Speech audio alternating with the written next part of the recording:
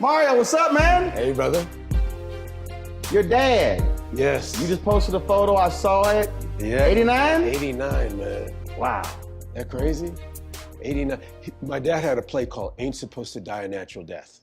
And the quote is from someone that wrote that a slave ain't supposed to die a natural death. They're gonna die some other way. Mario Van Peebles is gonna, die a natural death. He lived a full life. He's been on some lists. He was on the FBI list, as a dangerous Negro, which is a compliment. Good trouble. That's a T-shirt right there. It's a T-shirt right dangerous there. Negro. Basically, right? He's 89. He said, I still run fast, just, stuff goes by slower. Smart cat. He's older now, but one of the smartest cats that I've known. And he was the guy that, and I know I've said this to you before, that early on said some fathers, especially black fathers, can teach you how to play ball. My dad couldn't play ball, but he said, I'll teach you how to own the team. That's I love that because when I had season tickets to the Houston Texans, after the game was over, we were down underneath and we were waiting for the players to come out and coaches and with all the family. Right.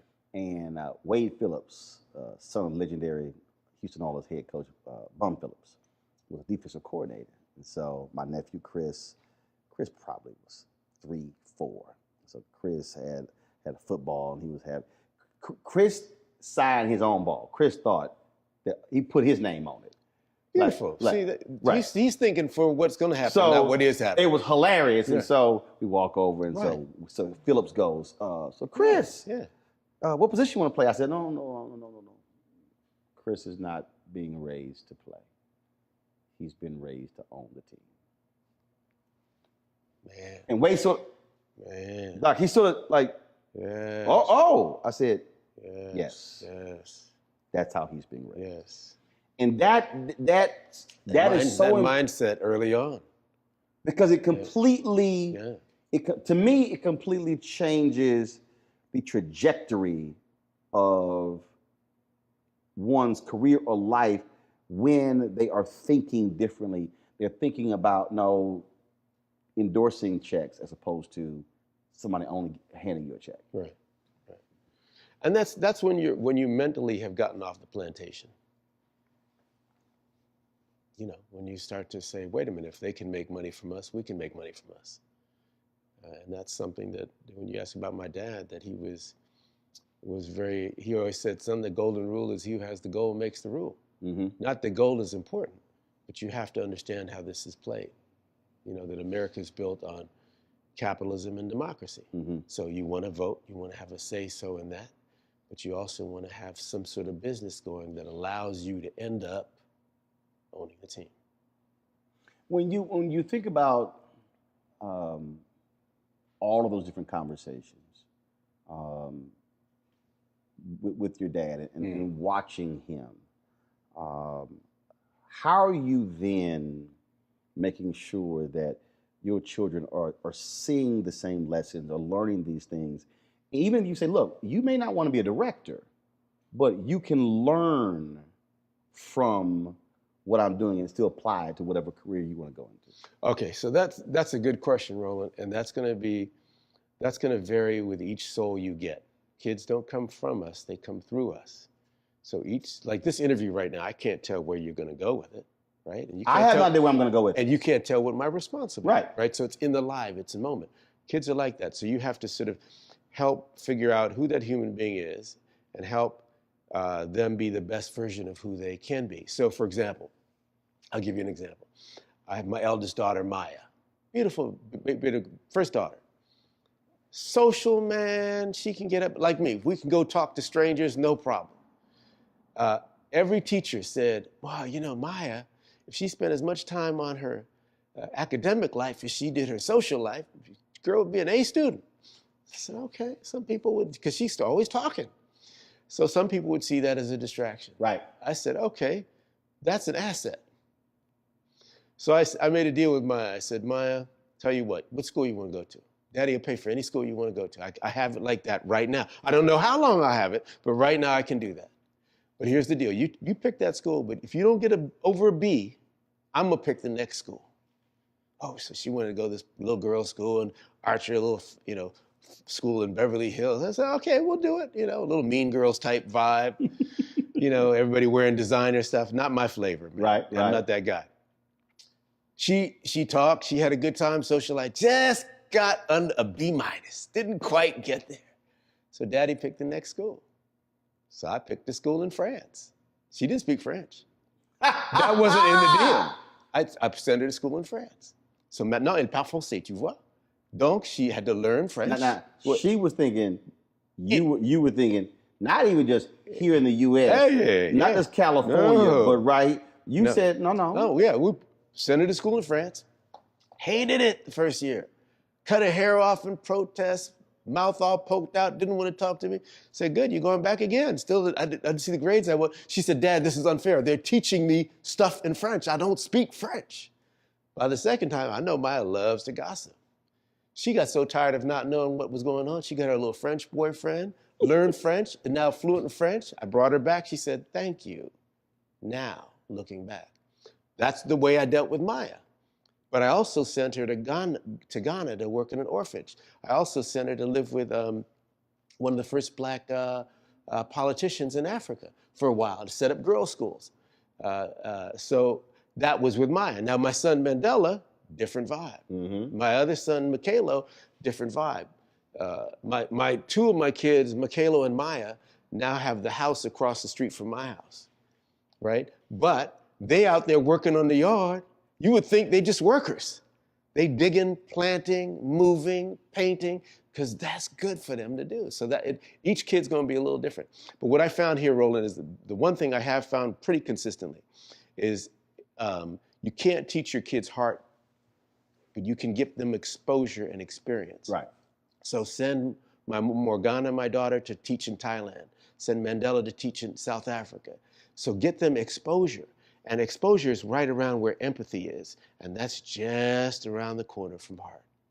And so what happens is now they experience stuff and go, wow, these people ain't got what I got. Mm-hmm. The whole world don't see what we have. Even in terms of America, we as Americans travel, but we also don't often leave our socioeconomic group. Right. Right. So I sent my kids to military camp in Carolina with Red State.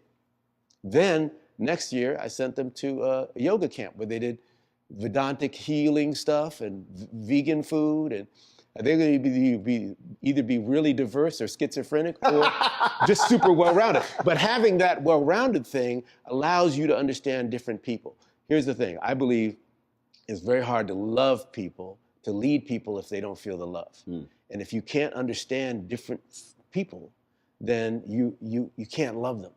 We knew Malcolm loved us, whether you agreed with him or not. We knew Dr. King loved us. We knew Mother Teresa loved us. We knew Gandhi loved us. Do you know what I mean? And that's the difference. So I wanted my kids to have heart, be intelligent. But we don't need more smart, rich people.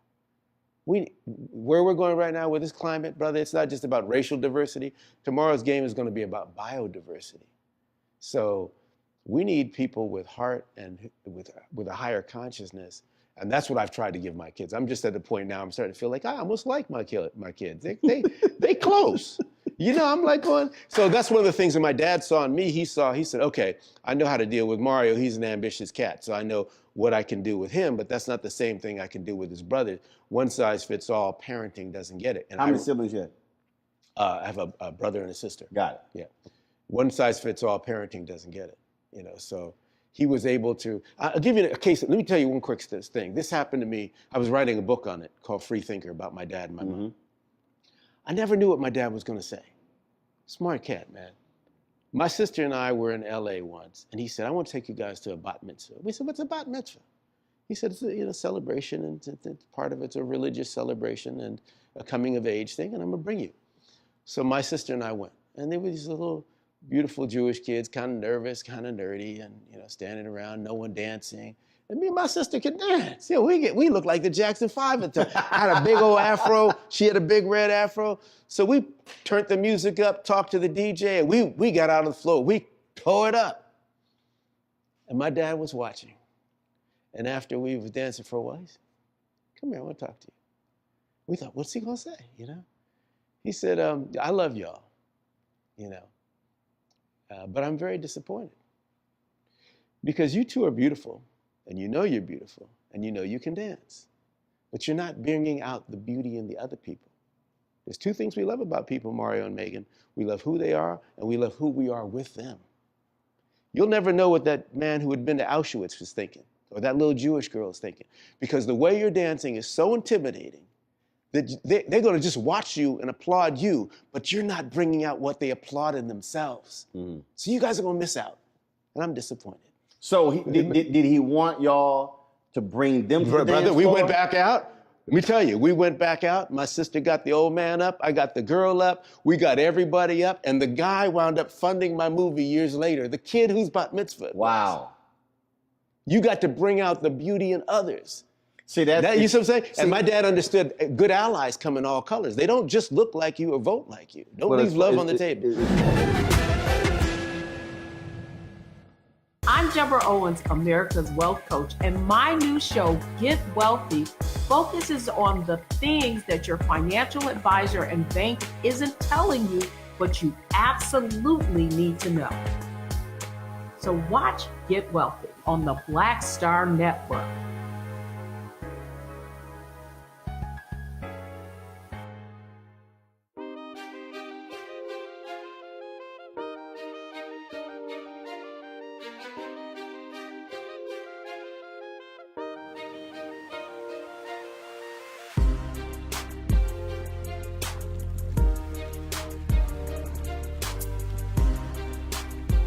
We were at it's about my frat brother Melvin Morris. He does his annual awards program at Essence. Excuse me, during Congressional Black Caucus Foundation annual legislative conference. And so he always has a major entertainer perform. So 2019. So I always go to the deal. So in fact, hold up, I got it. It's so funny you telling that story because, dude, I'm telling you, I straight up laugh because he sends me a text. He's like, bruh, he said, help me. Hold on, let me find it. It was too funny because he knows I love music, I love to dance, and I'm gonna do it all day. Here it is. He goes, help. First I said, get here as fast as you can. I went there. He goes, grab someone and go to the dance floor. Help. Oh, yes. I said, you want me to get this going? He said, please. Right. I went, no problem. 90 seconds later. So here we are at the party. We're penguins, baby. And I said, we're penguins, man. Like, I can start a party. Yeah. So I walk out there. So it's Congressman Terry Sewell, the late Congressman John Lewis, because it was Alabama Power. So I walk out there. I was like, Congresswoman Sewell, come on. She's like, no. I said, I ain't trying to hear all that. Come on. Shut up. Get on out of here. I grabbed Lewis. Oh, y'all, come on. I start grabbing people. And so I'm at that dance. So it was about 10, 15 people. Then I go, hey, what all y'all doing? Right. We ain't sitting around here looking. Right. Within 90 seconds, there's like 100 people on the dance floor. Right. And then others started flooding. Right. Neo was performing, and Neo, when he finished the song, he was like, Ro, appreciate that. Let's get the party started. Right. But for me, it's like, why are we sitting around watching somebody dance? Right. Yo, get up. If your legs work, use them. Right. And if somebody don't know how to do the dance, teach them how to do the electric slide or the Cupid shuffle or whatever it is. But don't just sit around and observe. Right. That's interesting. When I remember, because you started this by asking about my dad, Sidney Poitier, presented my father with a Lifetime Achievement Award. And so you hear Poitier, and then Mario Van Peebles comes up. And my dad took the words, thank you, brother. He said, put the music on. We just gonna dance. And him and Poitier started dancing. He said, we've done enough. We've talked enough. We've interviewed enough. We have earned it. Let's dance. In fact, all of y'all get up and dance with us. And that was it. That was it. He's like, I ain't giving a speech. No, that was it. I think remembering, and that's part of the joy of it, is remembering to have fun. Now, but that sounds California-ish. But if you understand it, I'm from Houston. brother, if you understand it, I tell you what, I saw this cat once who was a PA, just a little PA. And we had the scene with a soccer movie. I don't play soccer, but they really wanted me to be in this movie. And so I said, okay, my top half can run down the field. You pick out some legs. So I went out and saw all these soccer players. I saw a dude with, some legs that looked like my color. I said, he'll work. So they cut to his legs and me, looking like I'm playing soccer. But they had to fill up the stands. This was a low budget flick. They had to fill up the stands with people every day. It was in New York. So they would bring people out, take an ad in the paper saying, come out and be in a movie. Now, around midday, everybody would split. Right. And the guy would say, well, gee, they're just leaving because it's hot, they're just leaving. He's a nice PA. And eventually he said, well, I've got to go now, Mario. I've got to go work on a different film. He left. They brought a brother in. Brother used to break the ice at a comedy store. There you go. This brother came in, they sent a new group of people out. He said, come out here, take a picture. You want a picture? You give me $5, I'll get you in the movie. He joked with them, laughed with them. People came and stayed all day. Wow. Personalities can cost you money or save you money. We don't just deal with lights or cameras, we deal with people. And that's why you're so great to do this, is we can just go and flow with you. When they say, Roland's doing it, I'm like, oh, cool, we good. And people, I love it when I hit folks up because, one, there's no formal process, not like, well, we're going to send this letter out. It was all text message like, yo, I'm coming to town. We got an Airbnb. We're doing interviews. Mm-hmm. And no one said, well, so is there any topic we're covering? Is there anything with it? And I go, no. Or then here's what gets me. I'll have folks, this always happens to folks here in Hollywood, they go, well, I had nothing to promote. And I said, I didn't ask you to promote anything. Mm-hmm. I said, a conversation isn't dependent upon you need to promote something. Mm-hmm. I was like, it's a conversation. And I think and I'm always trying to explain to people, yo, you don't have to. Well, that's a long game. You're playing a longer game, something. And we're taught to think transactionally about everything, including ourselves. And what you've got to do is also understand that your worth, your conversation, your wisdom, your sharing may be something that's beyond transactional and beyond this latest movie or that latest movie. There you go. And then when you're playing the long game with those interviews, what you're doing, that's why you're doing longer interviews, is that you're going to get a whole different vibe. And I think that's valid. Once we get to the talking points of whatever that movie is, we want to hit these points. Precisely. Then you're going to get a very canned interview. And it's interesting, we've had numerous conversations and we've talked about your dad. What did your mom do? My mother, okay. And she's part of my script too, free thinker. My mom is really an interesting chick, man. Like we've never talked about your mom. Yeah. So my mom. Always your dad. Yeah. My mom. And I get it. I get it. No, and here's the thing. The one thing about the Van Peebles family, I always joke, we're like the Jacksons without the talent. But we still mean, my eldest daughter, Maya, I always tease Maya, she has a voice like Whitney Houston. She's got this beautiful singing voice in her head. But to the rest of us, girl sound like a dying cat. Now, early on in her life, she started singing. I said, oh, goodness. I said, good thing she's smart. So, but now she's working and doing all this pro bono work. She did campaign finance. She's a smart chick. Mm-hmm. We don't confuse in our family people we love with people who are good at what they think they love. Right? My mother loves to act. The chick can't act a lick. I would never hire her. Someone got to be LaToya, right? So my mom's not. You said somebody got to be LaToya. I know you sneak that in there. But so we just keep it real like that. My dad can act if he's playing something close to Melvin. Right. You know what I mean? So I don't look at my kids and go, oh, they're so cute. No, what can you really do? You got to be realistic. And what do you have the energy to really do? My mom was a photographer, a writer, and a big pro-environmentalist. And she's the one that... That's where you get all that from. Yes, my mother, very pro-environment. Both my mom and dad, super frugal, very forward-thinking. My mother, check this out. My mother's mother... What's your mama's name? Maria Marks. Got it, okay. My mother's mother got a cross burnt on her lawn from the KKK in Virginia because that side of the family is white. And my mother's mother sued the school system in Virginia saying my children are not getting a full education, my little white girls and boys, because they're not going to school with black kids, Hispanic kids, Asian kids, Jewish kids. Wow. So she sued the board as a white woman. The KKK burnt a cross on her yard, called her up and said, we hope your daughters marry niggas. And she said, thank you, we do too.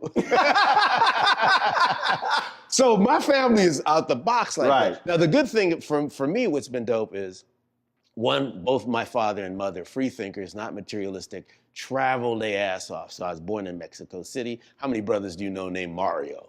For real, right? How does that happen? You know, this is way before Super Mario. Yeah. So I was born in Mexico City. Then my dad tried to make it in Hollywood, couldn't get a job as a director. My mom said, well, why don't we go to Europe? And they went over there to be with the original colonizers, and he learned French. But we lived in Copenhagen, Denmark, and I slept in the kitchen. My sister slept in the bathtub. I mean, we just traveled everywhere, and so I had a really interesting childhood in that I grew up seeing Rembrandts. I grew up hearing Fela Kuti. I grew up hearing Marley. I grew up going to Black Panther meetings with my dad and going to Altamont with my mom, the ultimate hippie chick. So both sides were important. And what happened was it taught me that I got good people adapters, because half of my family looks Aryan race, half of us is black folks. You know what I mean? I'm obviously a brother. But I had to early on love everybody. I got a gay aunt. I got an aunt who's a Trumper. You know, you got everybody in your family. So it has helped me to, I think, be more diverse in my own language, if you will.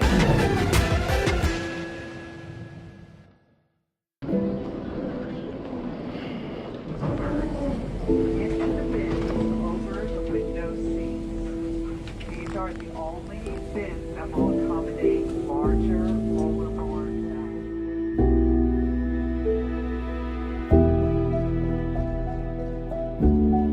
They put 10 in here? 10, and you don't come out till you die. And you eat him, you eat 10. Oh my God.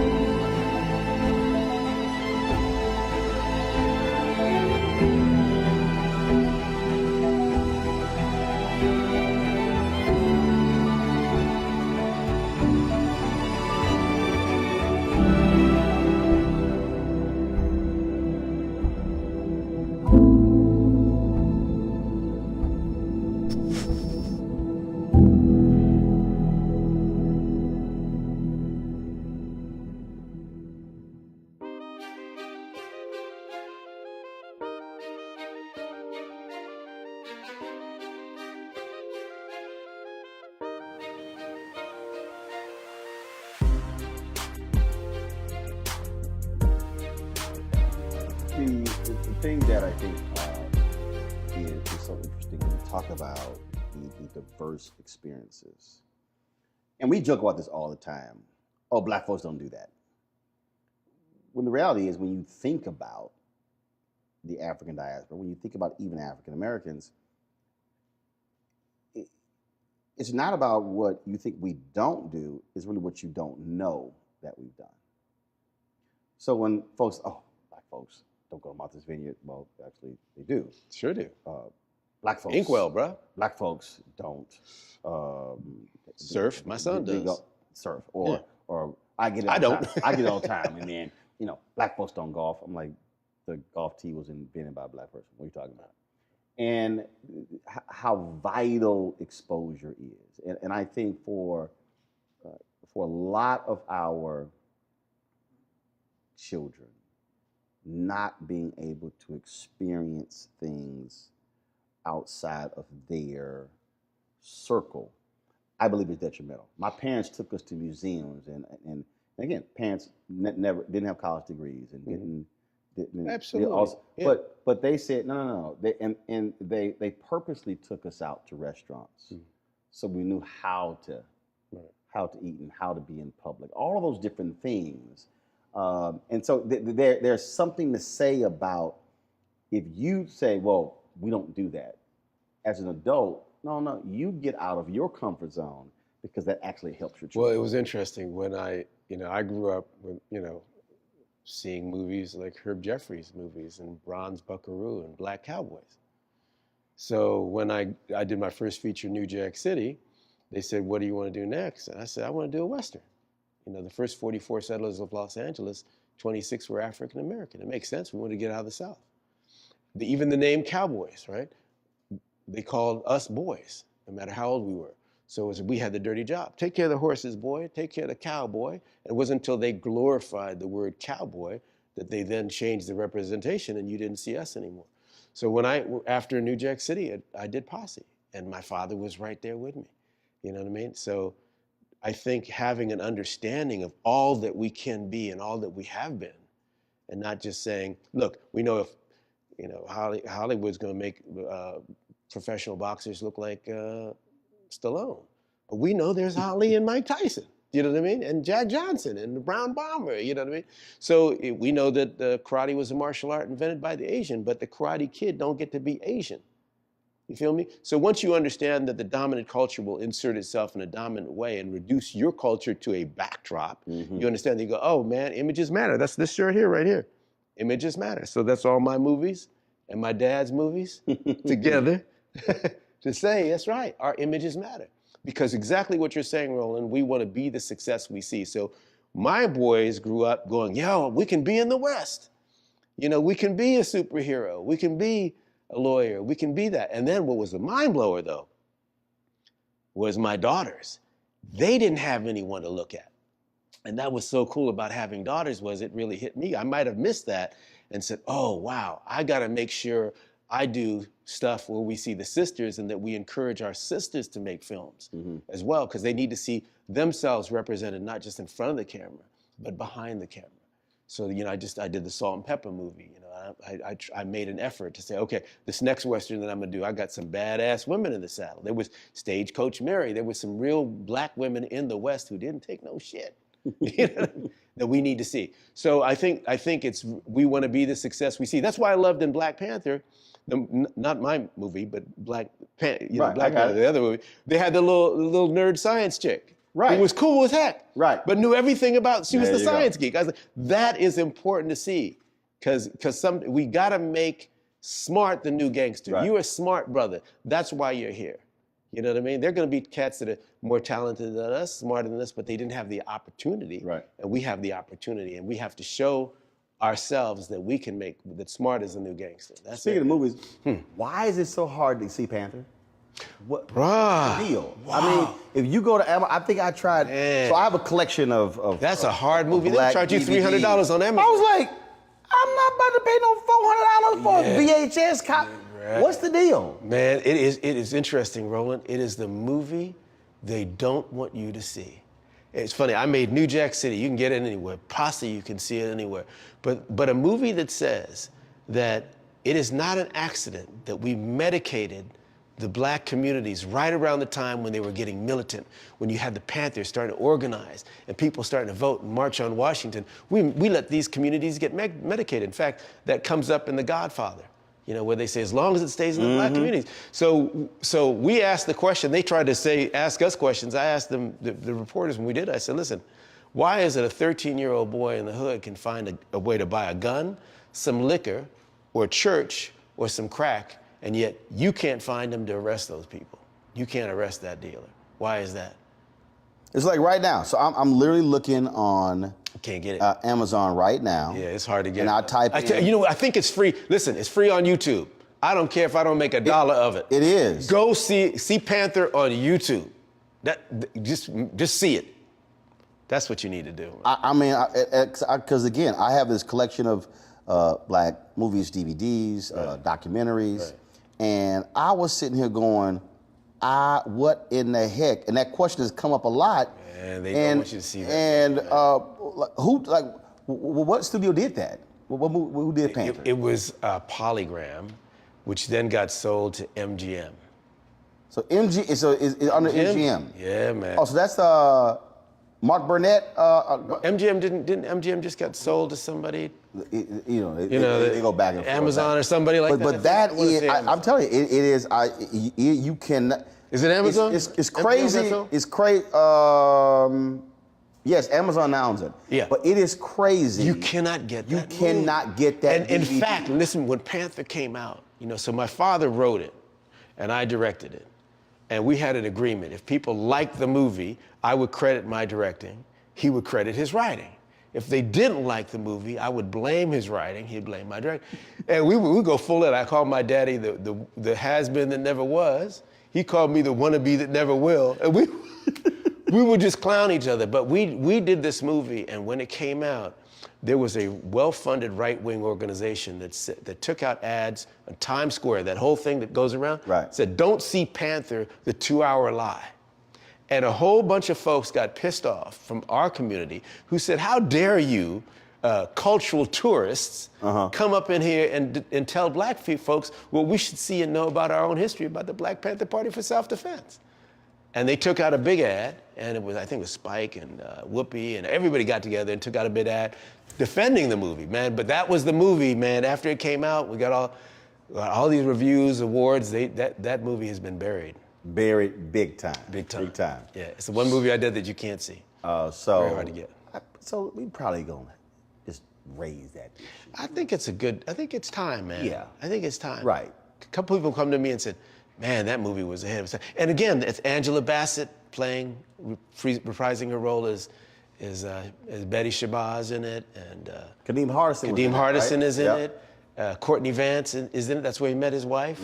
Marcus Chong is in it. Dick Gregory is in it with Melvin Van Peebles together. Man, it was what a dope experience. So you're very much about movies that actually say something. So folks who watch it, I get this text, Roland, I got this movie, man, you'll be great in it. So I was like, okay, all right, well, I want you to be a barber.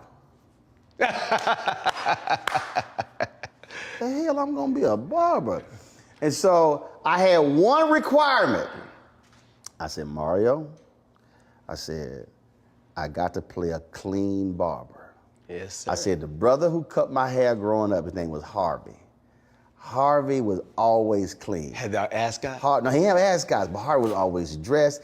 That's when they had the boots that zip up. Right. Oh, yeah. Always polished. Yes. Harvey's fro was perfect. Yeah. He had a real raspy voice. Yeah. He had a real raspy voice. Yeah. And he always, cologne and everything. He used to go to all of the Sugar Ray Leonard fights, Hagler fights. It was always like, yo, shop closing early on Friday because he was flying to Vegas for the fight. Right. So I said, if I'm gonna play a barber, I said, I got to play a clean one. I said, so I got to have cufflinks and an ass guy. Right.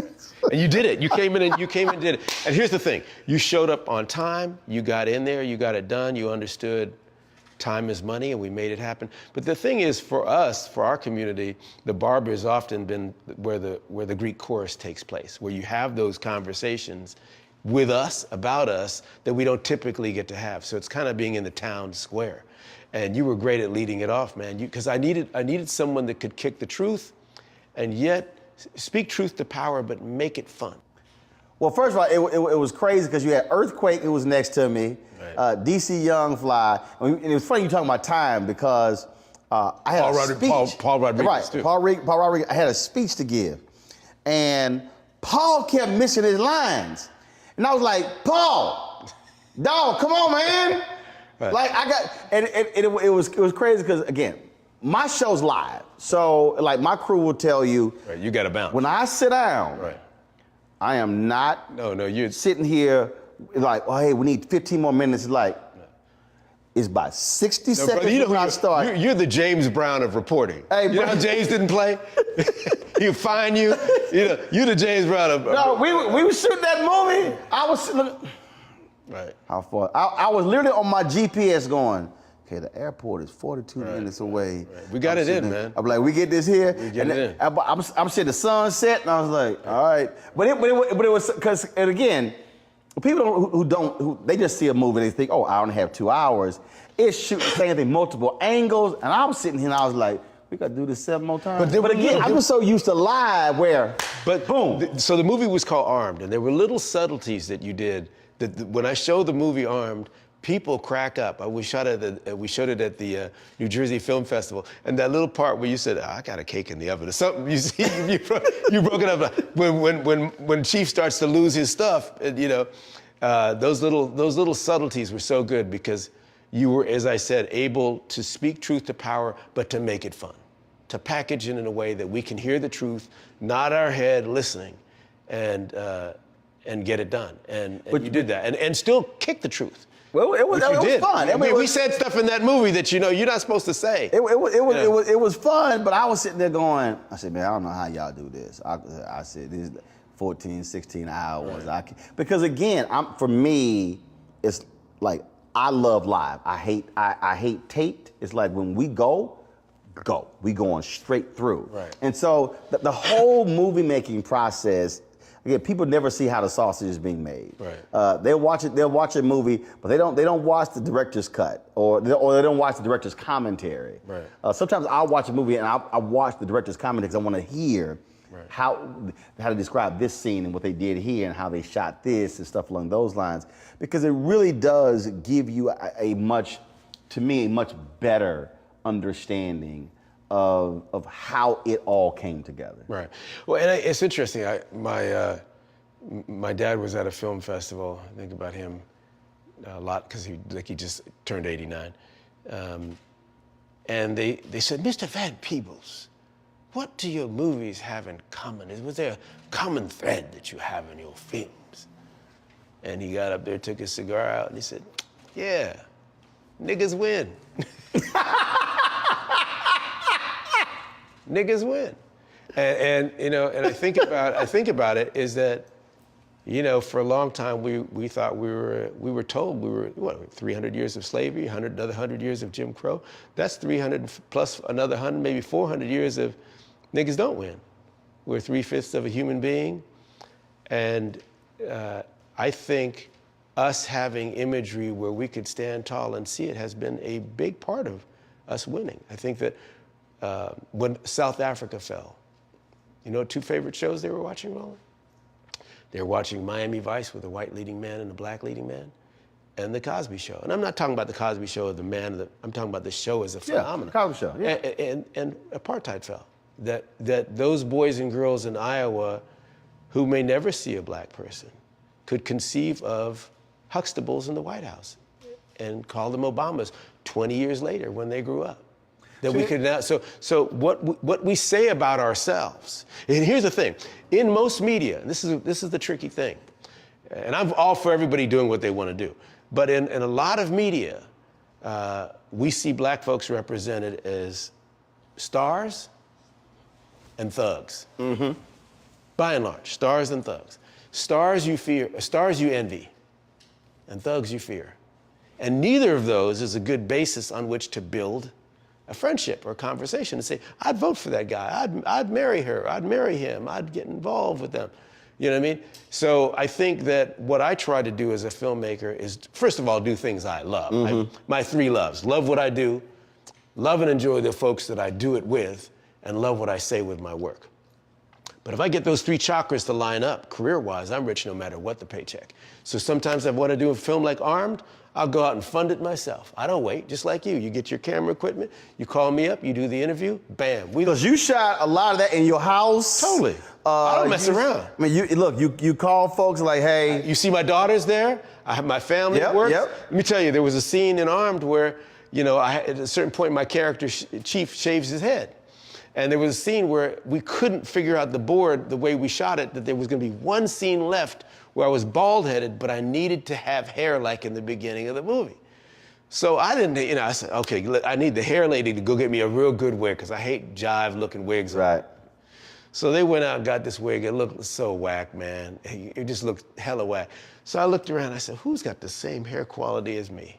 And I saw my daughters. I said, baby girls, you love your daddy? They're like, yeah. I said, I need a little hair donation. We literally cut off, they donated hair. I got the hair and we glued it on my head and the makeup lady got it right. I got the perfect fro, man. And it was right. Literally, they gave the hair off their heads. You know? like, So, come in, let me holler at you. yeah, totally. So you know, part of it is, you know, them seeing how the sausage is made, is seeing the work ethic of it, understanding that whether you're in film or not, you're going to have to be fun to work with, super informed on the craft, come early or leave later. You know, do not be the family weak link. I don't care if you're just doing catering. Do not be the weak link. Right. Do you know what I mean? So that was the thing, is that some of my kids are in the business, some are not. Some of, you know, will be third generation, but they will all know how to work. And hopefully they will all be pleasant to work with. And if not, let me know, I'll kick some ass. Pull up a chair, take your seat. The Black Tape with me, Dr. Greg Carr, here on the Black Star Network. Every week, we'll take a deeper dive into the world we're living in. Join the conversation only on the Black Star Network.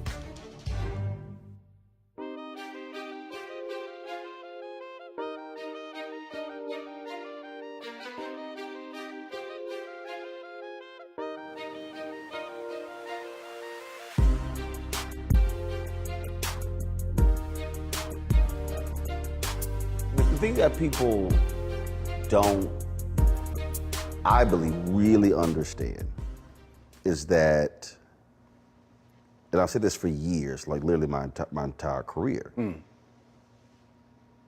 media is the second most powerful force in the world behind the military. I always say when there's a coup anywhere in the world, the first thing they get control of are the guns. The second is the media. Media is always second. Yeah. So for people who say, well, this is no big deal, it doesn't matter. I said, no. I said, totally. I said, because. Look at D.W. Griffith's Birth of a Nation. There you go. There you go. Look at that, man. Look at the movie Peace Propaganda in the Promised Land. If you haven't seen that one, check that one out. That's another heavy one that's hard to get. The woman who, her name escapes me, she was the German director who Hitler used. Why is it escaping me? Because she shot the 1936 Berlin Olympic Games. And really, and her rest of her career was marred by her association with the Nazis. But again, they understood her talent as this director, as this amazing director. And that's why I tell people who go on television, who do commentating, I said, don't play with this. You don't understand the power of that medium and what you're saying and who you're reaching. Don't play with this. Oh, we watched the uprising, the January 6th insurrection stuff. Initially, they were being reported as protesters. You know, my dad has a great cartoon on his wall.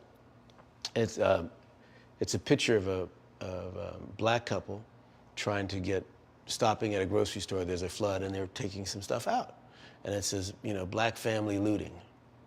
And then they have a white couple doing the same thing, and it says, people gathering provisions. Now, both descriptions could be accurate. Right. But one positions something one way, another which is based upon who is telling the story. Based upon who's telling the story. And it's funny. So is it going to be his story, or is it going to be our story? It's funny you brought that up because that weekend, the weekend after George Floyd's death, we're watching the coverage, and you're absolutely right. Protesters became looters, became demonstrators, all different names they use. So it was Saturday. So I sent an email. What about the terrorist fist bump on Fox News? Oh, all of that, all of that. So I sent an email out to all these other black media people. I said, why are we watching mainstream media define these protests? It was 1 o'clock in the morning, late Saturday night, early Sunday morning. I sent an email out. I said, I have a studio. My crew is on standby. We as black-owned media should join together and do our own coverage and not let them control the narrative. I sent out BT, TV One, Essence, Black Enterprise. I said, all these people. 3 responded. Rich Dennis at Essence responded. Revolt responded, but they did it, but just acknowledged it. But I said, do y'all understand what this moment is? So we went live that night. I didn't wait. We went live. We did about 400,000 views that night, and I think it went over 1 million or whatever. But my whole point was, I don't care if it doesn't do 5 million. We cannot allow the voice of this weekend to be determined solely by ABC, NBC, CBS, CNN, MSNBC, and Fox. What you're saying, Roland, is interesting because they say the news is a first draft of history. It is. It is. You're there on the ground. You're laying it out, and that was the thing that. So what was bothering me was, y'all. Yes, we don't have a network like CNN and Fox, but the reality is that camera can connect to YouTube, and we can broadcast. Why are we watching them as opposed to us talk? So we booked probably 20, 25 guests that night. And our whole deal is Black people are going to be discussing the aftermath of the death of George Floyd, talking to Black people on this platform with a Black host that I own. And the thing for me was the folks who didn't respond, and I'm sitting here going, don't you understand this is why we have this? You have been entrusted with this. How are you not using it? And you're sitting here going, we just can't. I said, I'm taking all your excuses away. I have the studio, I have the staff. All you gotta do is simply say, we'll add it to our Facebook page. That's all I was telling them to do. But that, Mario, I think is the difference when you understand the power of the medium and you say, you abide by the nation's first Black newspaper, Freedom's Journal, which wrote on March 16, 1827, we wish to plead our own cause. Too long have others spoken for us.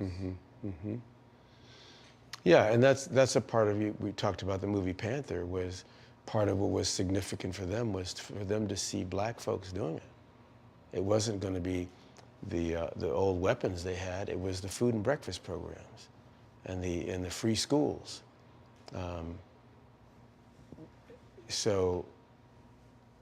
And that's dangerous. You know, it's not. It's when Dr. King stayed at the pulpit. You know, that's not threatening. When Brother Malcolm stays in the temple, that's not so threatening. But when you go beyond that, tell your own story and link up with other folks, you know, and march on Washington and talking about economics and ownership, you come back from Mecca and say, I prayed next to Muslims of all color. I no longer see it as a color issue. I think it's a spirit issue, and I'm going to take our problems not as a domestic thing, but onto the civil rights. Then you become dangerous. On the world stage. It's when you think that way. It's when Melvin Van Peebles says, okay, I made my little movie Watermelon Man. It was a comedy, cool. But now I'm gonna make a film called Sweetback. I'm gonna fund it myself. I'm gonna have a multiracial crew. I'm gonna own it. And you make a movie and say, I got a new band called Earth, Wind, and Fire in this movie. And you make the movie that becomes the top grossing independent hit. You never got another job offer after that. And I said, Daddy, why? You could make a movie, Sweetback, that made $15 million when it was $1 a ticket. That'd be like me and you going off and making a movie that makes $150 million today at $10 a ticket. I said, why wouldn't you get another job offer? He said, son, if you go into a pool hall and everyone counts on the fact that you can't play pool, and you play along with it and scratch and fumble, and then you whoop ass to take all the money, you can't go in the same pool hall again. The pool hall is called Hollywood. They don't like that. So you have to understand that sometimes that means, Roland, and I know you know this already, that you have to be bold enough to do it on your own. Not everyone's gonna be cut from that cloth. That's what a revolutionary is. You see what I'm saying? So that's it. You gotta be, that's the Van Peebles family. You know, yes, I'll go off and make this film for the studio or that one, but I will also go off and say, I'm gonna make Panther, or I'm gonna make Armed, or I'm gonna make my own, a film that I wanna see get made about us, for us. And I'm not afraid to do it. And listen, it's not just with black folks. I mean, if you make a film that goes up against the system, you can't take money from the system. If you take money from the system, then you got to say the same dialogue that the system's saying, right? So I can't make Super Size Me and take McDonald's money, right? I can't make Panther and take the man's money the same way. Understand? So as an independent filmmaker, as an independent journalist, there's a different road. Oh, absolutely. You know, so we go in knowing that. It's time to be smart. Roland Martin's doing this every day. Oh, no punches! Thank you, Roland Martin, for always giving voice to the issues. Look for Roland Martin in the whirlwind, to quote Marcus Garvey again. The video looks phenomenal, so I'm really excited to see it on my big screen. Support this man, Black Media. He makes sure that our stories are told. See, there's a difference between Black Star Network and Black-owned media and something like CNN. I got to defer to the brilliance of Dr. Carr and to the brilliance of the Black Star Network. I am rolling with Roland all the way. Honored to be on a show that you own. A black man owns the show. Folks, Black Star Network is here. I'm real revolutionary right now. Wow, Roland was amazing on there. Stay black. I love y'all. I can't commend you enough about this platform that you've created for us to be able to share who we are, what we're doing in the world, and the impact that we're having. Let's be smart. Bring your eyeballs home. You can't be black-owned media and be scared. You dig?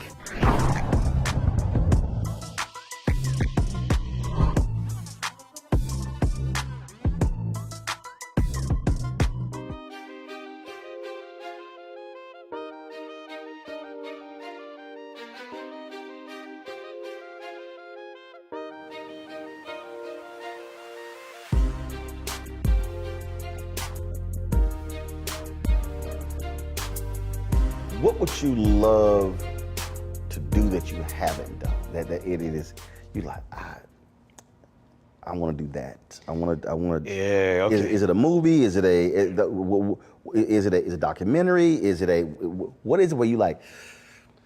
Okay, so that's a good. I want to do that. Yeah. So that's a really good question. That's part of what I love about this business. It's the surprise at the bottom of the Cracker Jack box. I didn't know that I would get to play Malcolm X in Ali with Will Smith, and that my daughters would get to play Malcolm's daughters, that I would get to work with Malcolm's daughter to humanize her dad, and that my father had interviewed Malcolm X when he was in France and my dad was a journalist. That was a surprise at the bottom of the Cracker Jack box. I often don't know. When they brought New Jack City to me, I wanted to make it, I said, oh, okay, it kind of read like a Black Scarface. I wanted to make sure that it read more like a multi-culti Untouchables, because I knew that crack is a killer in our community today, so I couldn't just have the wholesale glorification of the crack dealer. So if you wanted kids to say no in our community, you had to have role models to say yes to. So against, Judd Nelson and Chris Rock and myself and, Ice-T, of course, you had role models to say yes to. So I didn't know that I would do that. I didn't know you'd call me for this interview. So part of what I love is that I don't know. Now, there are other things that I'm a fan of. I want to do the story of my parents, free thinker. I'd love to do something on Egypt. I've always been interested in the pharaohs. I'm interested in the true Africa, the West Africa. I've got a lot of West African blood. Do you know what I mean? When you met me doing Roots, part of the fun of that was not doing slavery, was doing empowered people and showing that part. That was something that I've been interested in. But every day, brother, I'm exposed to things and I go, I get excited about things that I never thought of. I was recently asked to act in something that I may do about one of the early civil rights workers, Harry T. Moore and his wife, Harriet Moore, who were the Bonnie and Clyde of civil rights and social justice way before, other folks got on board, and they were true to it, not new to it. So I find things every day, brother, and that's the cool thing. And you know what? Now that my kids are big and they don't need me the same way, I'm more of a manager versus, I'm more of a consultant, less of a manager in terms of the parenting of it all. I can do what I want because I can take different risks now, and I'm not a materialistic cat. So part of what I love, brother, is that I don't always know where I'm going to end up next. I just did the Wu-Tang Clan series, so I was the producer director on that. Got to work with RZA. And then I did the Raising Canaan, which is a spin-off of Power. Yep. So I'll work this technology, work that, learn something over here, and get in where I fit in. Sometimes I'm just directing, sometimes I'm just acting, sometimes I'm writing, sometimes I'm doing all of the above.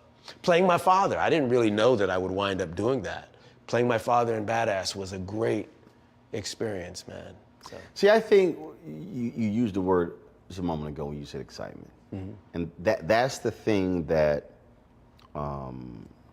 that I try to convey to people. It's not a job. It's not a career.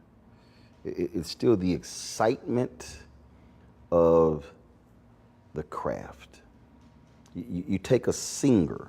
You take a singer who is not caught up in will it hit the top 5 on Billboard? But they still enjoy the craft. They still enjoy grabbing that camera and looking through that viewfinder, or they still enjoy writing. And that's the thing that I try to convey to people. They say, man, I watch you and man, you were carrying the tripod and you were shooting?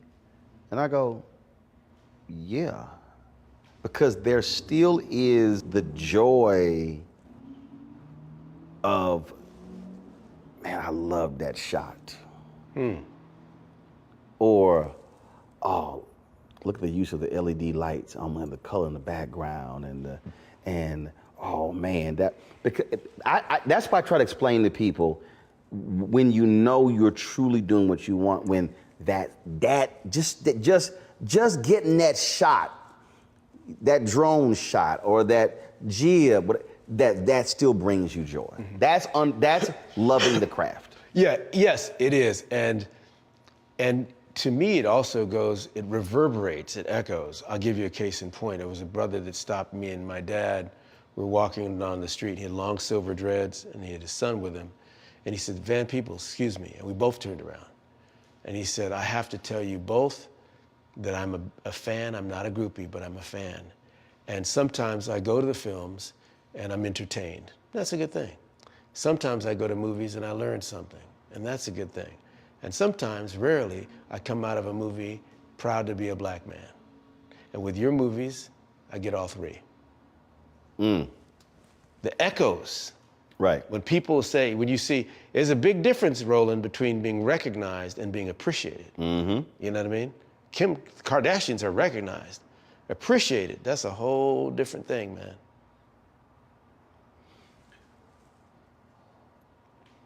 Last question for you. When we think about where we're going, there are a ton of people doing content. There are people, everybody name I want to be doing content, producing, and you got podcasts and all, everybody wants to be doing. What do you tell them about the responsibility that they have and how they use it? Well, see, that's a tricky one, Ro, because I realize that the only one that can take that advice is myself. So there are a lot of films that I see get made that I go, why would you do that? When we finally have the keys to the kingdom, when we have the means to production, why would we say that about ourselves? You know what I mean? I remember once I was in Italy, I went into a nightclub and it was all Italian folks, cool, and I was from some film festival or something, and the DJ looked over at me and he did, one of those things, and I said, oh shit, here we go. And he put on some rap thing about bitches and hoes and shooting niggas, and they all start singing along. And it makes you wonder, you go, man, why do we want to say that about ourselves, man? You know, it's like, Paul Robeson asked a beautiful question where he says, if we buy into the values, the zeitgeist of those who would buy and sell us as a people, what have we become? Mm-hmm. And so I would say, be very careful to not just buy into stuff and say, right. The colonizer said this. Here's the thing. We know racism, for me, racism is next door to sexism. If you repress over color, you're going to repress over sex. If you repress over sex, you're going to repress over class. If you repress over class, one day you're going to be destroying Mother Nature herself. It's all related. That bully colonizer mentality is death to the planet, man. Mm-hmm. And as black folks, we have to really stop and say, wait a minute. This gave them cancer, but our folks knew how to use baking soda as deodorant and not put aluminum under your arms. We had that ancient wisdom. We original people. We know how to do this. Do you know what I mean? We had those remedies. You know, we had those healing abilities. So I would say, try not to just buy into wholesale into the colonizer's point of view of success. Success is that you can call me and we can talk amongst folks that look like us, for us, by us. If other people want to leave, I didn't have to leave any of me at the doorstep. Right.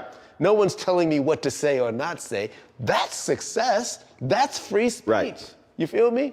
That's success to me. Now, I'd rather be that than some cat that's locked up, can't do this, can't say that. And hell, success to me as a filmmaker, all I can do is put on one pair of pants at a time. So I don't need 100 different clothes. You feel what I'm saying? So success to me is the creative freedom to do and say what I want to say. And so I would say to the young brothers and sisters coming up is that examine your message, examine what you think your ideas are. And before you pick up that microphone, make sure you got something to say. And if you don't, then shut up. And if you do, let us hear it. Make sure you got something to say. Have something to say, man. We'll leave it there. My man, I appreciate it. Yes, brother. Thanks a bunch. Yes, man. Man, you look so pretty, all yellow. Just chilling, you know. Just chilling. I knew you were gonna come with a fly hat, so you know, I had to make sure, you know, we were straight with it. Look good, brother. Appreciate it, man. Of course. Thanks a lot. Yes, sir.